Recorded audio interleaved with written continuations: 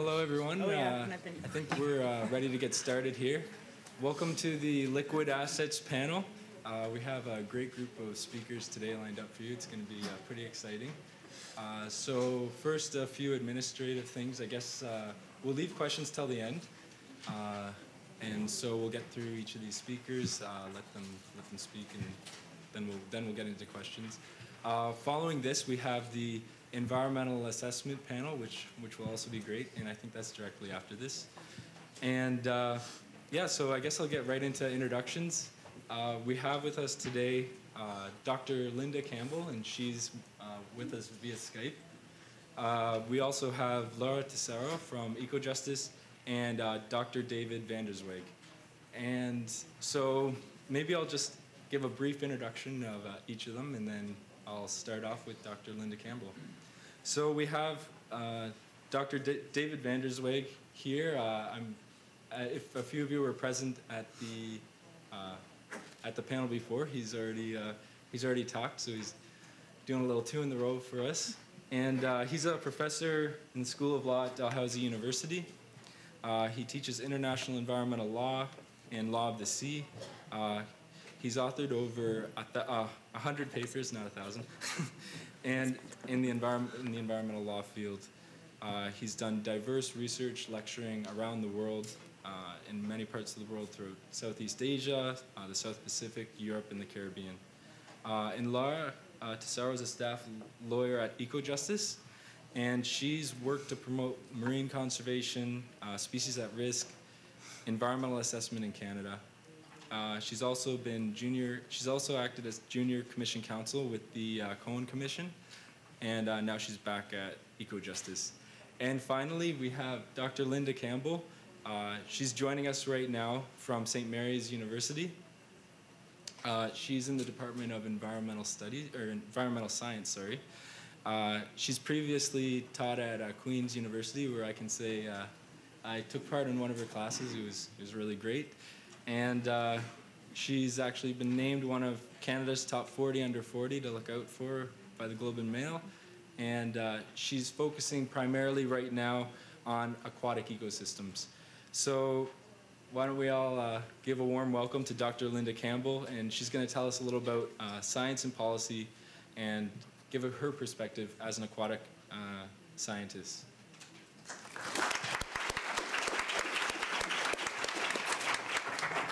Thank you. It's really nice to see you again. Just before we start, is the sound okay? Can everybody in the room hear well? Hello? Yeah, we can hear that. Oh, yeah. Is the sound quality okay? Yeah, it's good. Awesome. Okay. All right. Well, thanks very much. You can see on the first slide, I do have a picture of a lake in Halifax, and it's a picture from the sky. It's an aerial view, and that gives you a good image of what lakes look like across our country. And one thing that we do know is that we are a water-rich country, but really we're not. That's something that is a bit of a misconception. We need to conserve our water as a resource and as a system. So what I'll do at this point, I'll give a few examples throughout my presentation of this. And so the next slide, please. Now, typically, scientists are not involved in policy and legislation development. It's just not something that we do. Our role is to analyze data and try to evaluate the quality of the data that we see. So, and then when we do that, we show and present the data to the policymakers. And on to the next point. So that means that communication is very important. And we need clear communication as part of our job, so that the people who make decisions have good evidence to base their decisions upon. So that means that we need the right people to develop good policy and a successful legislation structure to protect our ecosystems. And to do that, we need good data to begin with, and we need good communication. And for environmental lawyers, which all of you may become, you do need to have good information to do your jobs well. So that's my perspective as a scientist. Next slide, please.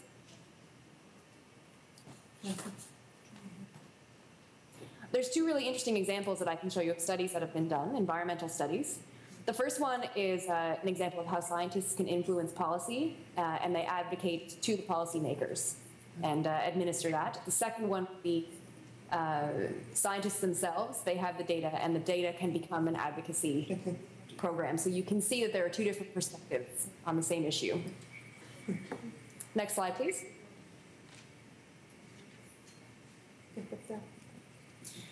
So the first thing I'll touch on is mercury. Now, mercury itself has been known, is a known chemical and has been for a long time, and it is very toxic. And it can have a negative impact on health. And it is a complex biogeochemical cycle. And I can give you an example of something that's happened around the 40s and 50s in southern Japan. There's a village called Minamata. And industry at that point was dumping chemicals, mercury, methyl mercury, directly into their ocean. And it was a major crisis, and it was a world environmental crisis that occurred. So what would happen is women who were pregnant and consumed fish, once the baby was born, they were developmental delays, nerve conditions, and this image here is very famous. You can see a woman holding her son, and the child had major impacts of methyl mercury in their system. And so as of today, that is still going through the court system in Japan, and it is still in process. So, and that's to the kind of things that we're doing here in Canada. In North America, there are many sources of mercury and examples of where there's hotspots. Their gold mining would be the main impact in the west of mercury, as well as along the western coast. You can see there. Alaska to, you can see all the way down the western coast. Oh, next slide, I'm sorry. Moving on to the east coast, you can see that there is more mercury from coal burning. And so you can identify an awful lot of mercury contaminants throughout the country and the United States as well. Now, identifying is good, but what do you do after you've identified it? And so next slide.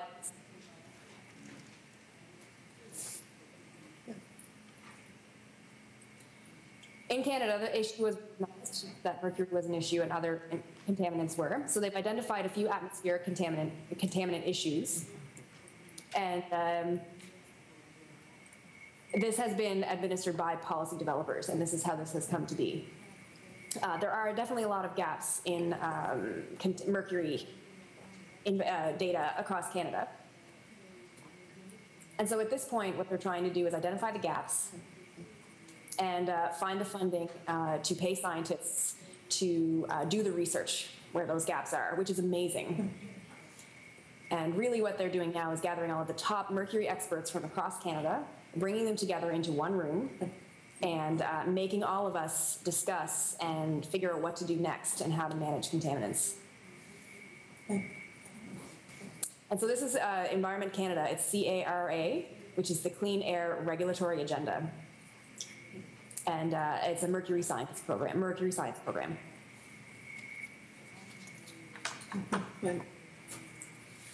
Now there's one example of data in fish. And across Canada, there's one example here of scientists studying atmospheric emissions and then depositions, and then that they started with mercury. And so you can identify that where the mercury tends to be. So I can show you this map on the next slide, if you go there.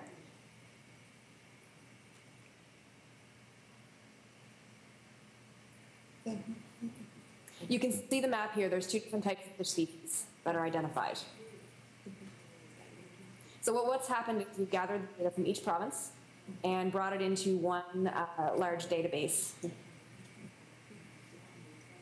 And you can see the trends of yellow perch across Canada. You can see over to the left of the map, there's walleye, for example. That would be probably the top fish species in the food chain. And that you can see that on the other side of the image here. Colors are related to mercury concentrations. So the blue would be a lower level, and black would be over the threshold for health and for people to be consuming fish. So you can see the scientific data shows that there is definitely an issue, especially in Eastern Canada. And right now the policy is focusing on Eastern Canada and figuring out what to do with that problem there. There are other hotspots that have been identified as well in the middle of Manitoba. Flin Flon is the one example where there's a big lake, and there's metal smelters in that area which have caused the hotspot. So all of the data that's been developed has been a map which has layers, and it's an overlapping map so you can see the relationship. So the data is great, but then what do you do with that data? What's next? The next slide.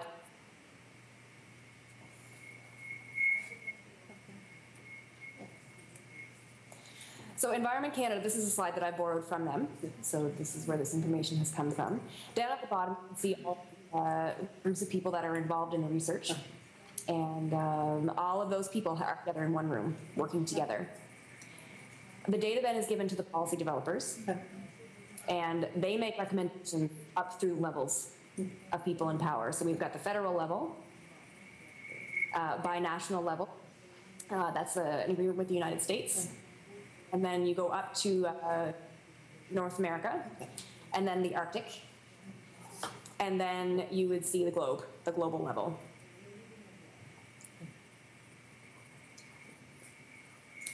There has been a recent collaboration with Health Canada. Go on.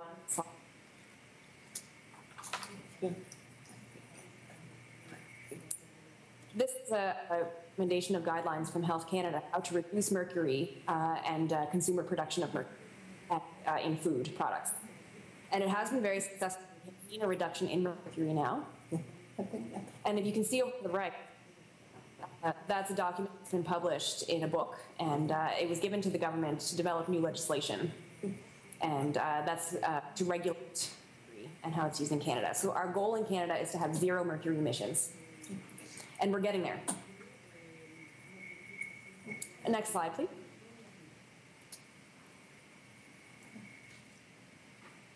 Just last month, a group of Canadian people went to Geneva in Switzerland to negotiate a mercury treaty.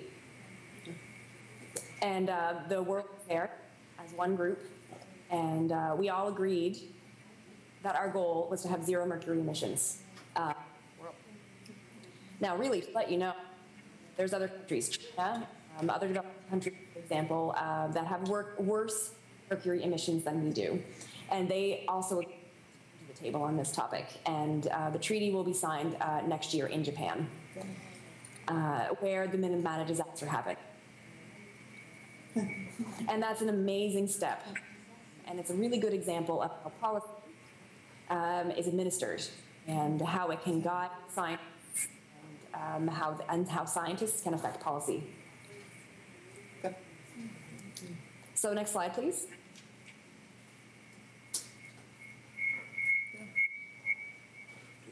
So this cartoon is a bit of a break between the two. And it's a stereotype that I'd like to show you. So we've got the business person and then we've got the scientist. And so the scientist is coming up with the industry. And as they go along, another problem will come up. And the business person and says, can you come up with another solution? So that's just a good example. A good example of law. And this is and good lawyers. So it's really important that sharing of information and communication happens.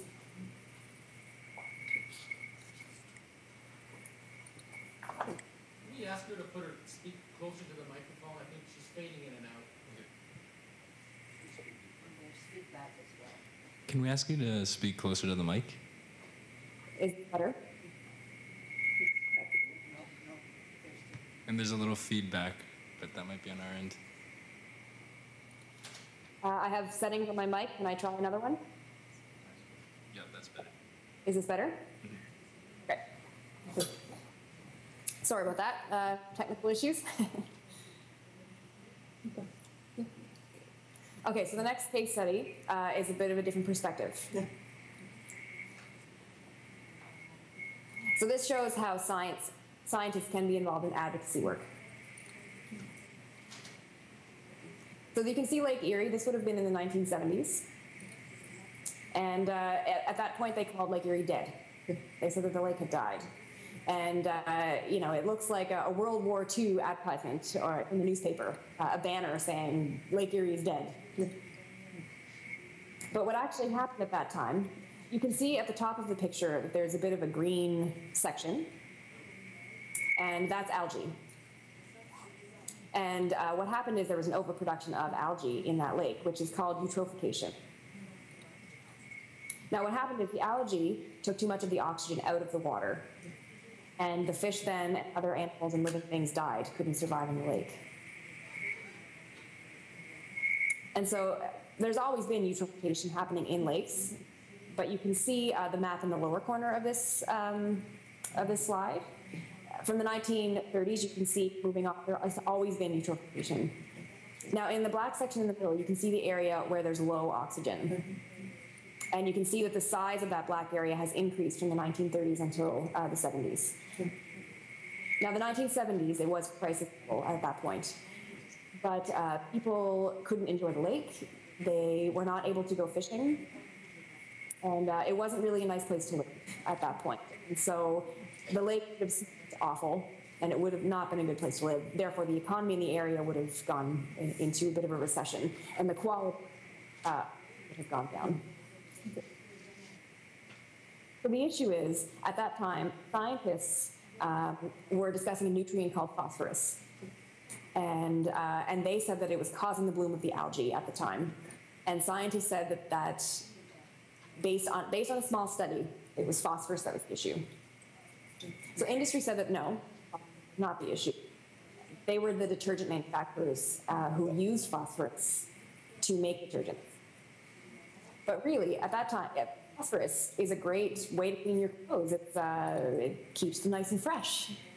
So the industry at that point had a lot of money, and the industry said that there wasn't enough funding.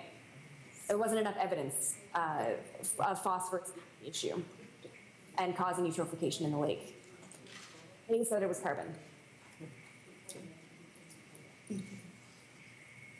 So at that point, there was a standoff between scientists and industry. If you could go to the next slide, please. So there's one scientist who was named John Valentine, and he recognized that we needed to show that phosphorus was the issue. And so what he did was he set up a group of people, and what they did was they had a project. They wanted to set up something called an experimental lake area, which is in northwestern Ontario. And what they did was they picked a few lakes, an area for a large experiment. And there's one lake here that's called 226. And what they did is they started a project which would have started back in the 70s. Remember, it's still going, just to give you some relevance to now. And so the lake is a double loop. And it was a beautiful experiment, really. So what they did in one basin, they put carbon and nitrogen. And in the other half of the basin, they put carbon, nitrogen, and phosphorus. Next slide, please.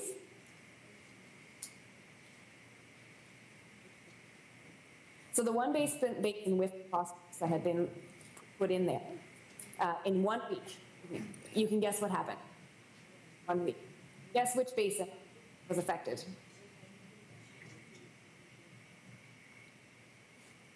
Well, the green one. You can see within 1 week, bloom occurred. And so they took an aerial photograph to show the difference between the two. And so that one photograph is more powerful than anything else. It's a really good example to show the effect. But that one picture is not enough. So when the scientists found out that just 1 pound of phosphorus could cause almost 700 pounds of algae to bloom, they realized how bad it was. And industry at that point ignored the results. So if you go to the next slide, I can tell you what scientists now do. Our goal is to communicate again and again. And we communicate more. And really, we become advocates. Next slide, please. We testify to provincial and federal levels to make sure that it's clear. And if you go down to the next point in that slide, they do testify across the United States to provide evidence. And many scientists become very advocates because of the work. So you can see, if you see the pictures of on that slide, these pictures were taken 40 years ago, and they're still advocating on a variety of environmental issues. And so it's not an issue. If you go to the next slide,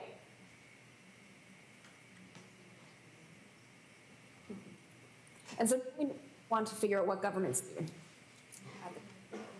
They get the data from the scientists, and the court cases provide. So you can go on, click slide for me. There's one thing called the IJC, which is the International Joint Commission, and it's a binational agency for border issues.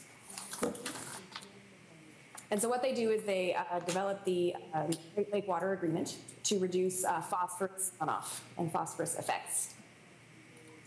And it was extremely successful. The next point, please. There's also the I give finance to the Government of Ontario. All of the Great Lakes, as you know, are in a major impact. And the next point on the slide, there's continuing research and monitoring happening by both agencies that are still continuing today. And then the municipality level as well, they deal with sewage runoff and such, and wastewater. But there are many, many other issues on that list, but those are some of the most important initiatives right now. Next slide, please. So did we actually use it? Did the initiatives work? So if you could just click on the slide. Yes, they did. The algae did grow, and it was reduced and managed. But if you again, you can see that the algae has bloomed again. It's back. And so if you click it one more time to answer the question, why? Well, there's a lot of complex reasons why. And you remember when I showed you earlier that funny cartoon of industry and scientists each other? The industry person walked away and then came back to the scientist asking for a resolution.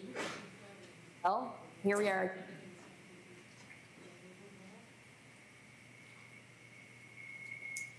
So if you could go to the next slide.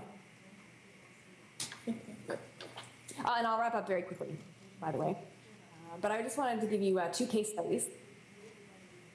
And they're really important case studies on how to change policy and legislation in Canada. Right now it's ongoing. And there's one that's ongoing, another very successful. But we need to go back to it again. Could we get you to talking to the mic again, so a little closer? Is that better? Yep. So there's some good policy that has been required of science, and we need good science to form good policy.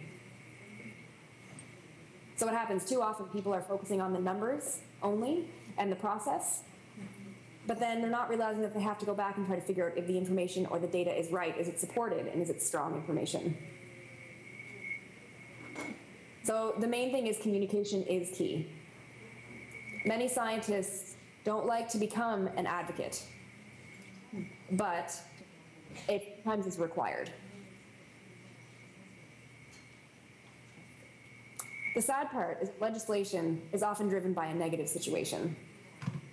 So something will happen, and people react to that.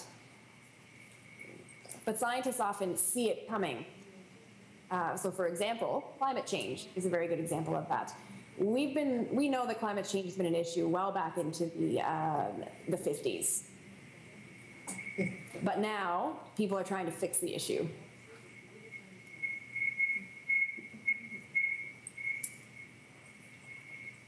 Now, environmental law is often very challenging because there's a lot of information that you have to try to interpret, policy and legislation as well. So it becomes complicated. And the most important thing is you need objective scientific perspectives, especially on environmental issues. And the goal is not to be neutral.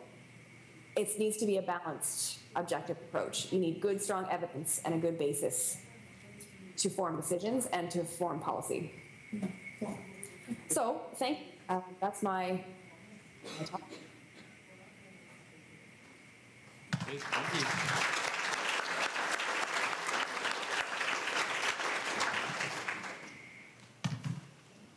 All right, well, thank you very much, Dr. Campbell.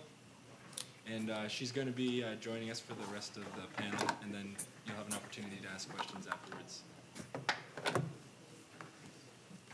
All right, so next we're going to be hearing from Dr. David Vandersweg, and he's going to be talking to us about Canada's Ocean Act, and it's called Taking in a Sea of Challenges.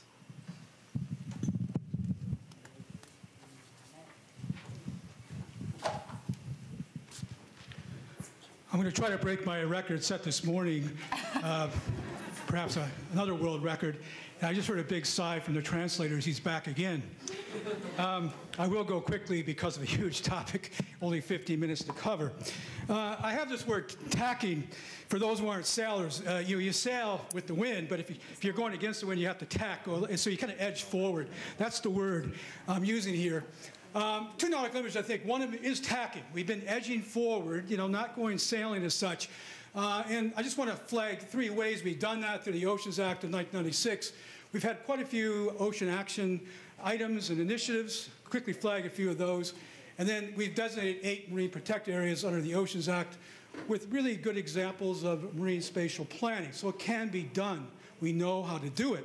I'll just give you one quick example from the Atlantic. And then I want to come back to Sea of Challenges. One is the weaknesses in the Oceans Act itself. You don't have to be a lawyer to see all the problems with the Act. It's still with us. And then rough waters in practice that we've seen subsequently. We haven't completed a network of marine protected areas. We've really had a really rough time moving forward integrated planning in the oceans. And then we haven't modernized the Fisheries Act. And one could go on for many hours with other challenges, but those are the three I'll quickly flag. First of all, the Oceans Act came in force in January 1997. It brought our offshore jurisdiction in line with the UN Convention on Law of the Sea. So we now have a 12 nautical mile territorial sea that Don McRae described this morning. And of course, we have a 200 nautical mile economic zone where we have all the right to the fish, the minerals, the energy, et cetera. And we have a continental shelf, which can be extended beyond 200 nautical miles, which will happen off of Newfoundland and eventually in the Arctic as well. It recognizes key principles that we're all aware of. Anyone's taken an environmental law course, hopefully. You've heard about precaution, the whole principle of ecosystem approach, sustainable development, integrated management. These are all mentioned in the Act. And it does require the Minister of Fisheries and Oceans to lead nationally the implementation, development of integrated management plans really for all Canadian waters over time. So it's quite a mandate given to the Minister. It allows the federal government to pass regulations establishing and zoning marine protected areas, prohibiting certain activities. And it sets out 5 grounds where you might set up marine protected areas. I won't go into those because of time. But you can protect, for example, endangered threatened species. And it also allows or requires the Minister of Fisheries and Oceans to lead the facilitate development of a national oceans management strategy. So what's happened subsequently? Positive things have happened. We did have a national ocean strategy released in 2002. Quite a glossy brochure, you might say, quite general in nature. It laid out actions under 3 kind of major areas: better understanding and protecting the marine environment. We just heard from Linda, the need for better science, supporting sustainable economic opportunities, providing international leadership. So we were a leader trying to reform the Northwest Atlantic Fisheries Management Organization, for example. Canada had a major role to play pursuant to this strategy. And very importantly, in 2002, there was basically a policy operational framework for how we're going to move integrated planning ahead. And it set the ultimate objective of establishing integrated management plans for all Canadian waters, and proposed 2 main types of integrated planning: large ocean management areas, really large scale areas, and then coastal areas as we go along the coast, smaller areas that we can plan as well. So we began to fill in the gaps, what's going to happen with integrated planning. We had a Canada's Ocean Action Plan released in May 2005, $28 million commitment for various activities. And one of those activities was developing ecosystem overview and assessment reports for 5 pilot large ocean management areas. So these were the first ones we're going to move forward with integrated planning. And you see 3 on the Atlantic coast, 1 for the Pacific North Coast, and 1 for the Beaufort Sea. So these have moved forward since then, and this document kind of laid out the framework for that happening. In 2007, we had what's called the Health of Oceans Initiative, $61.5 million over 5 years, dedicated to moving forward, for supporting 5 departments and various initiatives. So that was a very important move as well.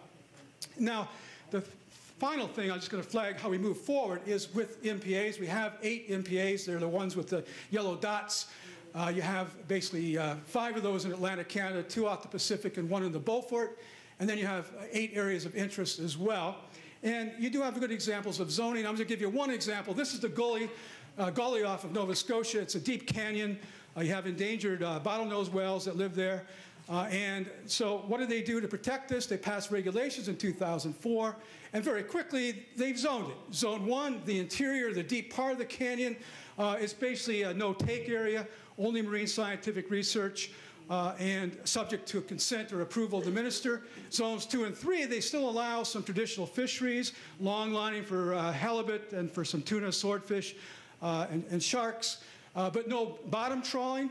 And then Zone 3, they basically allow future uses, perhaps subject to very strict controls. For example, aquaculture may eventually go out there. I don't think it'd be practical out there, but they've left open the window for some activities. And transportation issues in the ocean are very important. You have ships going out there. They don't want to close the ships going over that area, particularly if they're international cruise ships, so they still allow those ships to go past. And then, of course, Government of Canada shipping is allowed as well.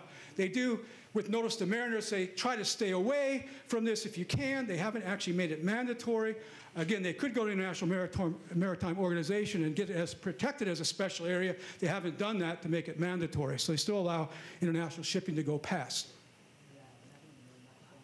Do you need a break? Translators.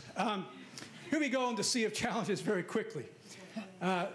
Weakness in the Oceans Act itself. I call it a weak haul. You know, it's a very weak haul. It's not strong. Various limitations, lack of clear definitions of key principles, failing to actually require decision makers to actually follow the principles of sustainable development like precaution and the ecosystem approaches. Very bare bone provisions for integrated management, you know, no procedures laid out, no timelines established, no content or detail such as requiring perhaps marine spatial planning.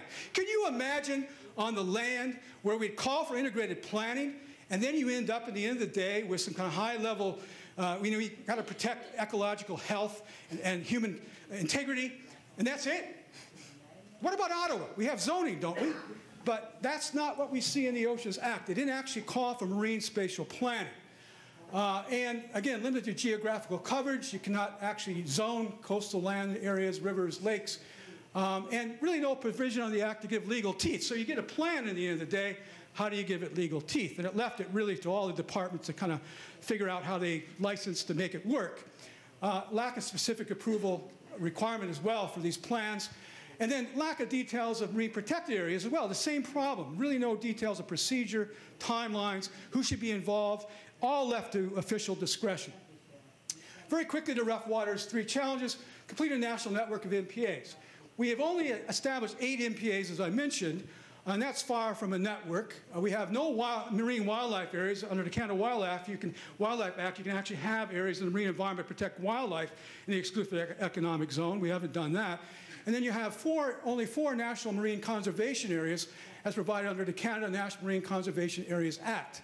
And I list them there, the Guayhanas National Marine Conservation Area Reserve being one of the most recent. That is actually the only one listed under the legislation.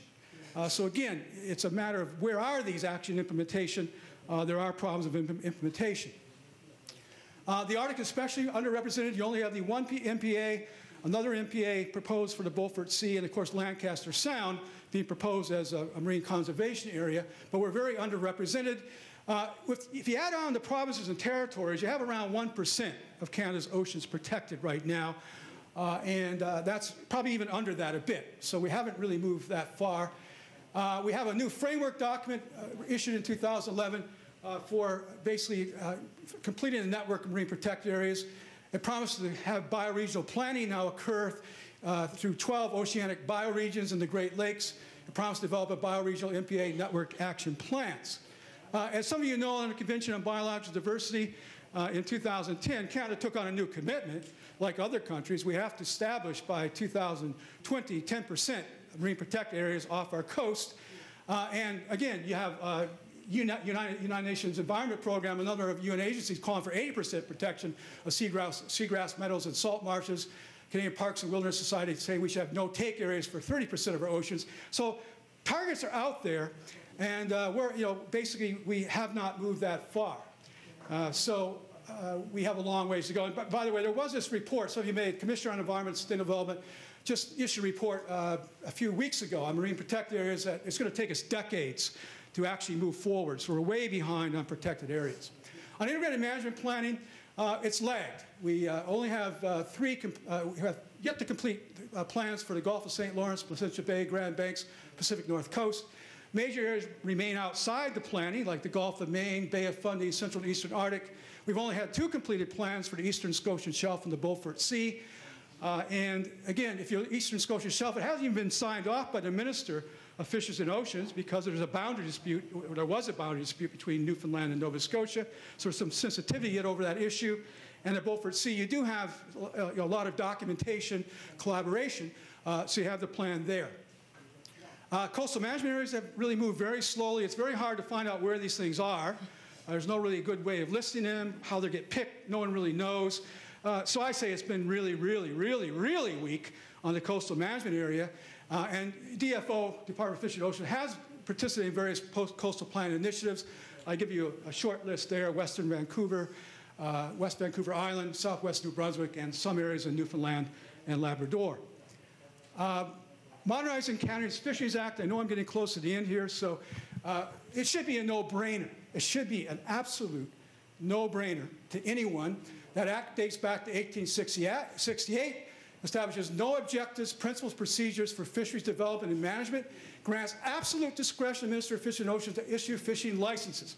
If you want legislation that can guarantee a failure of fisheries management, I think Canada was very good back in 1868 setting it up, because it wasn't a big issue back then.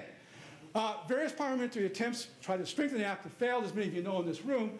To date, we've had Bill C-62, C-45, C-32. They've all failed because of elections, proroguing Parliament, lack of political will. They haven't been able to find it through the system. And if you are bored over your spring break, I encourage you to pick up this document by the Royal Society of Canada, expert panel on sustaining Canada's marine biodiversity. I was one of the people on the panel. I think it makes really good reading. I encourage you to pick it up off the internet. But we laid out in that report some of the things that you should actually put in legislation. And this is not just Canadian ideas here. You can find the US legislation, Australian legislation. We're way behind the rest of the world in our legislation. requiring ecological impact assessment for proposed fisheries, setting out clear principles, mandating the following the scientific advice. They've done this in the U.S. now. Their fishery management councils must follow scientific advice. When they say what's precautionary, it must be followed, coming back to Linda's point, linking science to management. And again, we've seen, I think, a paper-over exercise, I would describe it. And not to be fair, DFO has tried to fill the vacuum with many policies. You have a sustainable fisheries framework they have in place, and they've come up with many policies, including on the precautionary approach, how to protect sensitive habitats, how to deal with new fisheries for forage species, and protecting our wild salmon. So there's a lot of policies out there. So we really have not a policy vacuum, perhaps, but a policy overflow, you might call it, in our system. And again, where are we? We all know. We've been diluting the Fisheries Act, not modernizing it. And I have no time to go in it, but you all know about Section 35. Traditionally, it did protect quite strong, although, again, they let letters of advice go by, so it was in-rounded. But at least in legislation, on paper, it looked pretty strong. But now under this Bill C-38, basically you have it now narrowed down to impacting fish or a fishery, and there has to be serious harm, and that's defined very narrowly as death of a fish or permanent alteration. So you have, logging debris on a stream with minnows in it, some kind of highway being built along it. Goodbye stream, potentially, because you're not going to have the Fisheries Act necessarily apply. So in conclusion, because there is another speaker to follow, and I will give you time. I'm entertained. I would say Canada was very clearly once known as an ocean leader. And world famous Oceans Act. When we passed that act, everyone took notice in Europe, in Australia, around the world. But now I think we've noted as an oceans laggard, very clearly. Lagging in designation marine protected areas, lagging in movement towards marine spatial planning, limping along with the Antiquated Fisheries Act. And I would go on record, and I am going on record because it's being taped, smooth sailing likely does not lie ahead, as many other ocean law and policy challenges loom on the horizon. Need to bolster the federal legal framework for aquaculture. That could be another hour lecture. We don't have federal aquaculture legislation. There would be a regulation coming in, hopefully soon, dealing with substances from aquaculture like fish waste that drop to the bottom of the ocean. We have not really got a firm legal grip on offshore renewable energy developments like upcoming wind farms, tidal energy, reducing the prevention of land-based marine pollution, sewage, and then implementing the Species at Risk Act, which I'll turn over to Lara in a minute. So all I can say is I think we need renewed ocean leadership very clearly, and the stakes are high. What we're looking at here is ensuring healthy oceans for future generations and solving vibrant coastal communities. I like living in Nova Scotia. I think many people who have been out to Nova Scotia like the communities, and some of them are still quite healthy, but they really do need help. And integrated planning is part of it, MPA development is part of it, and so we have a long ways to go. Thank you.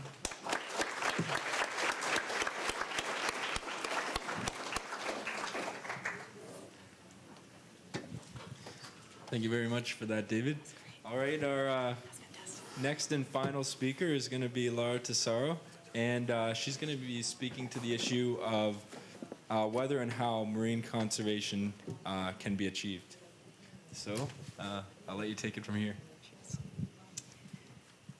So I originally thought that I would pose the question whether marine conservation can be achieved through litigation, which is what I do as a staff lawyer at Ecojustice. And then I thought that might be a bit too cynical a question. So I'm going to ask, how can marine conservation be achieved through the court? And I think my colleague Will Amos introduced Ecojustice a little bit already, so I won't repeat him. So I'm going to give a little bit of a case study about some litigation that me and my colleagues at Ecojustice have been involved in for a number of years. It concluded definitively about last May. And I should pause and note for those of you who are in law school that I don't want to glamorize litigation. It's extremely expensive. It's very time-consuming. It's very risky. I have a client sitting in the room who can speak to all of that. But sometimes there isn't really much of an alternative, especially when you have a good sense from a federal agency that they actually have no intention of attempting to comply with law, or where you see a real intention perhaps to obstruct what seems to be on its face a clear and mandatory duty.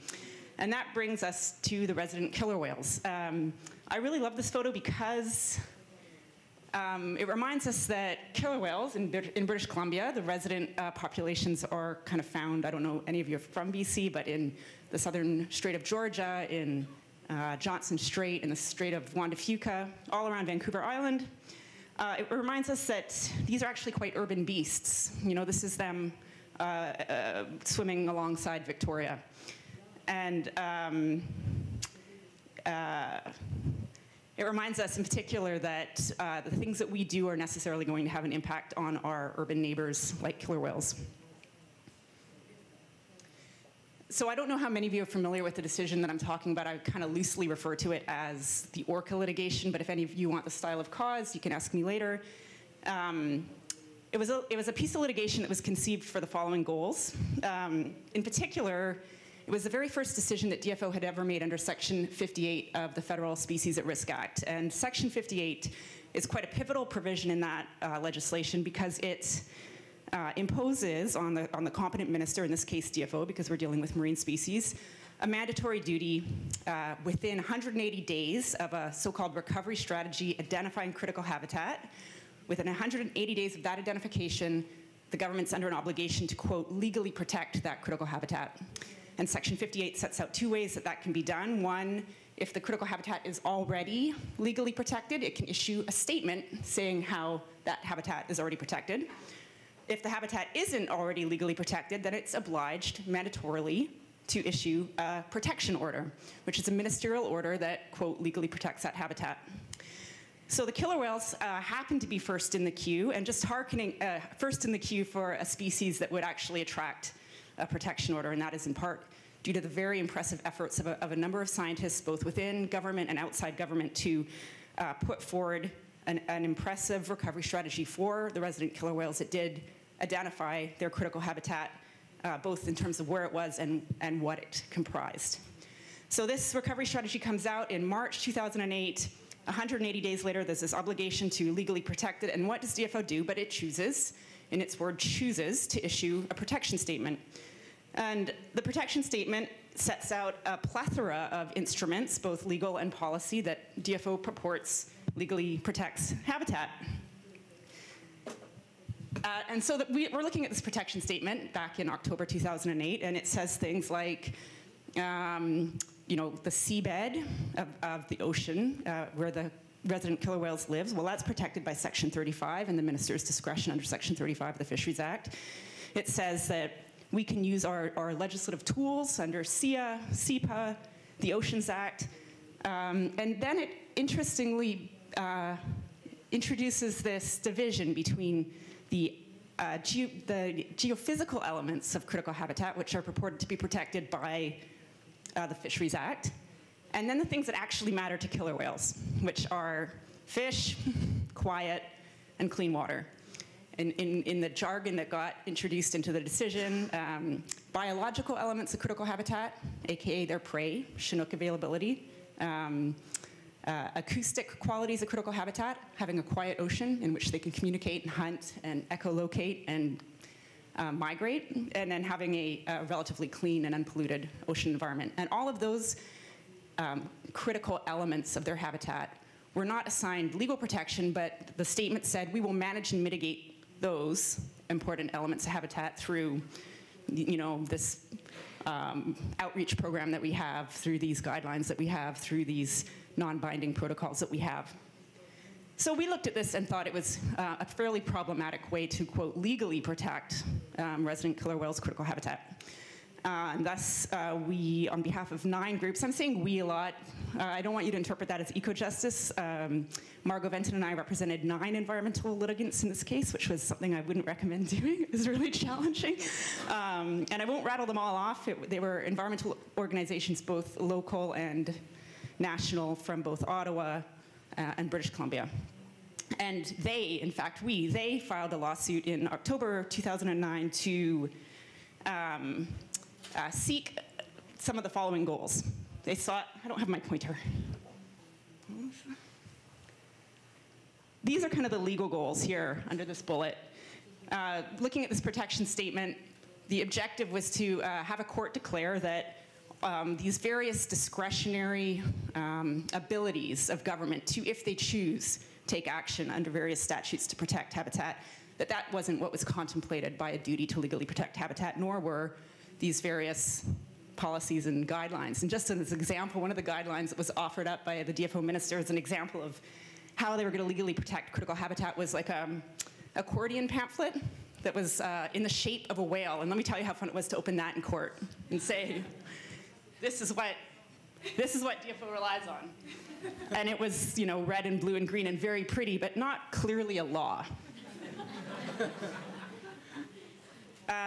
So interestingly, DFO quite quickly reversed itself, and in the context of government it was quick. In the context of real life, maybe it wasn't. It was about 5 months later that DFO and the Minister of Environment issued a protection order. And as you recall, that's the second type of mechanism under Section 58 that you can use to legally protect critical habitat. And we looked at the order and we thought, well, this seems to be a good development.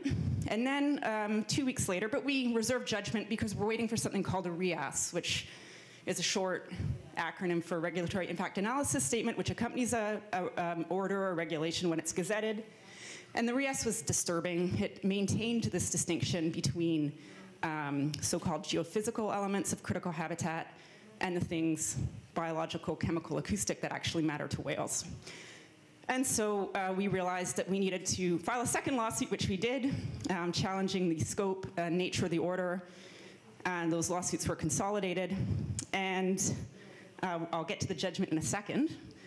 But I wanted to point out the other two goals, which were not so much legal goals, but environmental ones. And that is, a lot of people think this is about saving the whales, and that it is. But it's also important to remember that killer whales are a species with a huge range. They range from southern Alaska to northern California, southern Oregon. They're also kind of what scientists might call a keystone species or an indicator species. If killer whales are healthy, then that tends to indicate that their environment is healthy. If there's abundant healthy killer whales, there's probably abundant healthy Chinook stocks, which is the type of salmon that resident killer whales eat. And so if you really protect a species habitat for a species like the killer whale that's so wide-ranging, you can protect a significant swath of coastal area, and that was an important consideration for us in litigating that particular species. And I'm sorry for those of you who have read this decision I'll skim through it quite quickly. Justice Russell of the federal court issued his decision in December 2010. He largely agreed with all of our arguments about the inadequacy of relying on the Fisheries Act as a means to legally protect critical habitat, which is really the most important part in my perspective of that decision. And I disagree a little bit with David, who said that Section 35 was this strong and meaningful provision. I mean, there I was. Environmentalists often bemoan the weakening of Section 35, and I would agree that the recent weakening of that provision is a bad thing, but it's a very discretionary provision in contrast to SARA. SARA says, thou shalt legally protect critical habitat. Section 35 says, thou shalt not destroy critical habitat unless the minister says you can. So it was great to have judicial endorsement of the fact that that isn't comparable to SARA.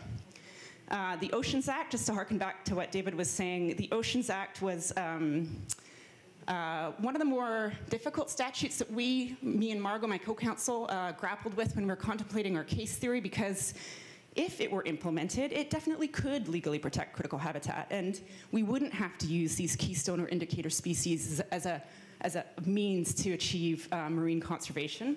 You would have, instead, marine protected areas. You'd have integrated planning. And the Pacific North Coast, I think of it as PNCEMA, the Pacific North Coast planning exercise, the LOMA that's going on in the Hecate Strait, does in fact cover some of the killer whales' critical habitat. So we had to really struggle with what we would say in answer to, well, won't PNCEMA protect killer whales? And at the end of the day, it's not in force. And the court recognized that the government's ability to one day do something under the Oceans Act doesn't legally protect that habitat now. Oh, solicitor-client costs, I won't go into that. It was just the very first decision in federal court to ever acknowledge that litigants could be awarded solicitor-client costs, not just because of the unhelpful and obstructive conduct of the respondents, which was one of the reasons for that order, but also simply because of the public interest importance of the case. And that's hopefully going to be of use to future litigants. It went to the Federal Court of Appeal. Federal Court of Appeal largely endorsed the decision below with some distinction. The court concluded that Section 36 of the Fisheries Act, which is the provision prohibiting the deposit of deleterious substances, actually could legally protect critical habitat in certain circumstances. I don't think that that may apply anymore, that reasoning, given that in the recent budget bill, Section 36 was amended to allow the minister, and not just cabinet, to permit pollution through ministerial regulations, which brings it back into the same theory as why Section 35 was deemed to be not protective. For any admin law geeks, I highly encourage you to read the standard of review reasons.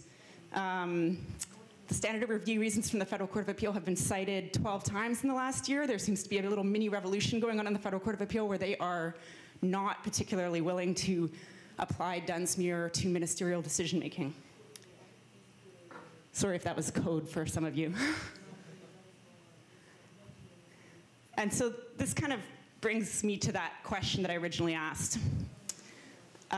Clearly, having the critical habitat protection order in place for resident killer whales in the Strait of Georgia, the Strait of Juan de Fuca, Johnson Strait, is filling an important gap in our current regulatory scheme for the oceans that isn't being filled by the Oceans Act, that isn't being filled by the Fisheries Act. And there do seem to be some acknowledgements by DFO of the need to regulate fishing activity in particular in a way that does not compromise the availability of Chinook for killer whales. Fraser River Chinook in particular, the scientific studies have shown that's the main fish that these killer whales are eating. So the recent integrated fishing management plan for the South Coast quite admirably has restricted fishing effort on Chinook. It's hard to attribute that entirely to the killer whales. There are also a lot of First Nations who depend on Chinook inland British Columbia, so there's a lot of reasons to reduce fishing effort and to improve conservation of Chinook. But it's nice to see those fishing plans expressly citing killer whale conservation concerns as well. I pose the question as to whether or not there's still dumping of contaminated soils. It's a complicated issue, but basically there's been a long history of dumping under SEPA contaminated dredged materials from the Fraser River and other areas into killer whale critical habitat, and we believe that practice has now stopped from what we've heard informally from various people as a result of the order.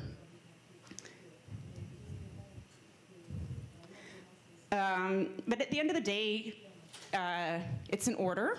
It says, summarily, thou shalt not legally destroy critical habitat. And the question arises, of course, is this order going to be enforced? Is it going to be enforced well? Is it going to be enforced vigorously? And there are some troubling signs, unlike in salmon fishing, where there's an entire institutional mechanism for regulating fishing. There's an awful lot of other activities that are not so clearly and so routinely managed and mitigated. And in particular, acoustic disturbance comes to mind. There is no scheme in Canada right now for regulating ocean noise. And it's well known that there are, in particular, a number of military exercises which are conducted in this legally protected area, which are routine, which are now, I think, increasingly acknowledged by the scientific community and by the U.S. Navy of all institutions to be potentially quite threatening to killer whales and their habitat. And you have all heard, I'm sure, about the proposals like Kinder Morgan to increase tanker traffic through critical habitat areas. And how is the government going to enforce the order against those activities? And the even more complicated question is, what about if what is threatening these areas in the southern Strait of Georgia in particular, which is adjacent to Vancouver and Victoria, highly populated areas, what if what is threatening those areas and those key elements of fish, quiet, and relatively clean waters is cumulative? And we know, obviously, that that's the case. There's many, many little ships passing through those areas. There's dozens of ferries crossing back and forth across the Strait of Georgia every single day. And how is that order going to limit those activities? And happily, we have seen some draft policy from DFO indicating that it does consider the order to apply to cumulative destruction, but it does clearly pose some enforcement challenges. I think I'm probably at the end of my 15 minutes, so maybe I'll just leave those questions with you. And if any of you want to ask questions about the case, please do.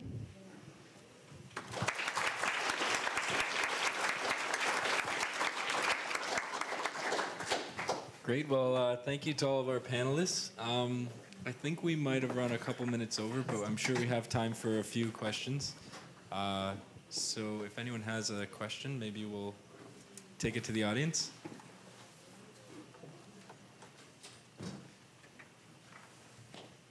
Hi. I'm wondering to what extent land-based activities are a big issue when it comes to ocean pollution, and if this is a serious issue, whether there's any interjurisdictional cooperation that happens between, municipal planning kind of regulatory mechanisms and Ocean Act or whatever other federal provisions could be relevant.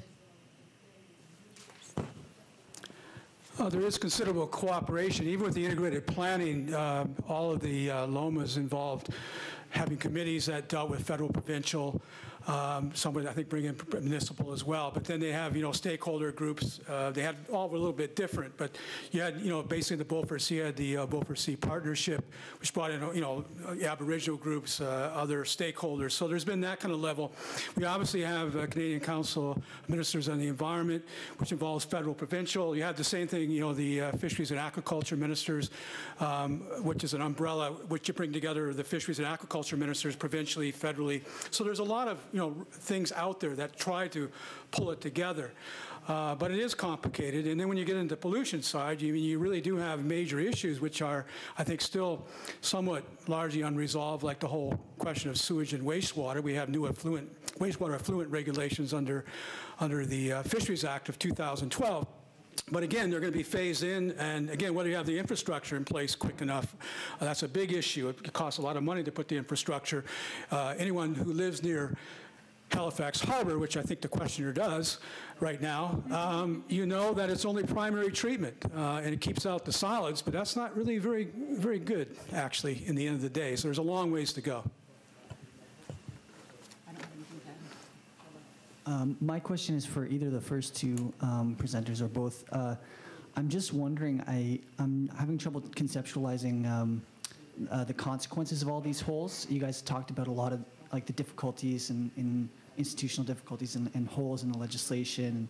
I'm just wondering, what does that come to in the end? Like, if, say, we were to continue on the path that we are without legislative action, and what kind of consequences are we looking at environmentally? And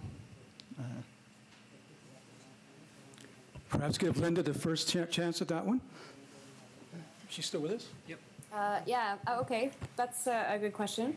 Just to make sure that I do understand exactly what you're asking, though, are you concerned that if we don't stop certain actions that we're doing now, that what the consequences will look like later? Is that your question?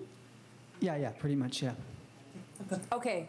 I just wanted to make sure that I understood the question. The sound is a bit lower here, so it won't be pretty. So that's the short answer. There's a lot of issues when it comes to habitat protection and contaminants. And so far, there has been a number of successes in reducing some of the different types of contaminants in aquatic systems, but other ones are increasing. So I guess at this point, the issue would be, do we have money for the scientists to actively work to reduce contaminants? So when the money is reduced to support science initiatives, that means that the evidence and the quality of that data is weaker. So that's a major issue for us in the future. So the consequences are complex. And, we've got an example of Lake Erie, which I touched on in my presentation. That's one problem. But since that initial problem was dealt with, 4 other problems have come up. So that's my answer, I guess. Just to add, I think there's the pollution side of things, and there's more of the planning and MPA. So I think you keep those separate. But I think on the pollution side, what I'd be concerned is what we're not regulating. What we're not regulating. You look under the wastewater effluent regulations, there's relatively few parameters, total suspended solids, chlorine, ammonia, and biochemical oxygen demand, but there are a lot more contaminants we all know go out into the ocean. So that's a big concern. And so long term, when do we get handles on this? I mean, we're not even hardly at the early stage even of beginning to think it through. But I think on the planning side, I'd be very frank. I mean, I think on the MPA side, there's great studies out there now that show if you set up a network of MPAs, you actually increase your fish production around them in a big way. So we're probably losing a lot of fishy productivity. And, we often think fishing industry is against these things. They can be, because they can cut off their fish. But if you look around, most of the MPAs, they aren't no-take areas in Canada. As we saw even in the Gully, they allow a certain amount of fishery. So I think it's part of communication as well, bringing the fishing industry online. But with the integrated planning, again, I would say if we want sustainable development, you have to have marine spatial planning. Where are you going to allow the aquaculture? Where are the wind farms? They're going to probably come. And right now, it's not economically where they want to go because it's all on land. You got plenty of wind power there. But eventually, it probably will move offshore, as they're doing in the U.S. already, and certainly in Scandinavia. So get ready for it. And if you want sustainable development, then work it out, because there will be conflicts of interest, and you have to work it out ahead of time. Don't wait till it's on your doorstep. Thank you. Great, we probably have time for one more question. If I could add something to that, actually, before you have the plan, you need the evidence, and that's the cycle that never ends there. So, yeah, agreed. Could I ask a question of the panel writ large, and particularly Linda and Lara? Linda, your point about advocacy of scientists at the end of your presentation. In the litigation I'm familiar with, and particularly in Ontario, there is now a firm line where an expert will be disqualified right out of the gates where they're identified as an advocate. And it struck me that your characterization of what scientists need to do may very well end up disqualifying the most qualified scientists from even entering litigation. So my question of you is, have you considered that point of advocacy in relation to litigation? And Lara, how do you respond to that in dealing with the experts you pick for litigation? Thanks. Linda, did you hear that?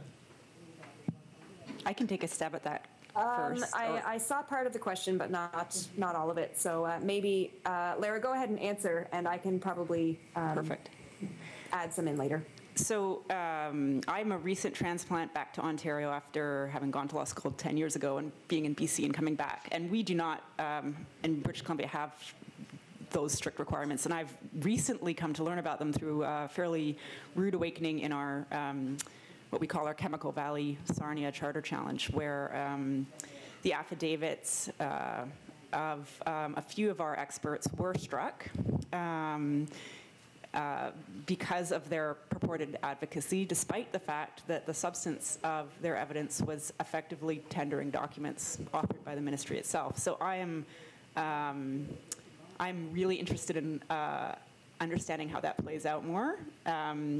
My recent litigation, I'll harken back to killer whales, has been mostly in federal court, actually, and I have never had any difficulties there tendering expert affidavits, even in judicial reviews. However, you do have to kind of walk a line where, because it's judicial review, as you know, we're not actually really tendering.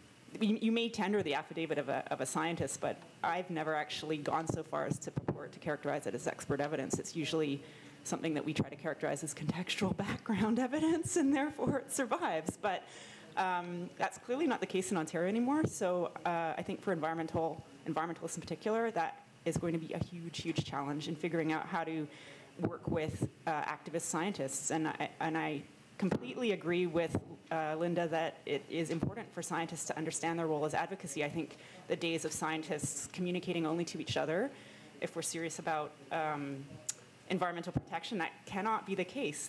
As she said, they need to communicate to the public, and if that makes them activists, then we as lawyers need to find a way to help them distinguish their roles as activists from their roles as experts. I don't know how to do it, though.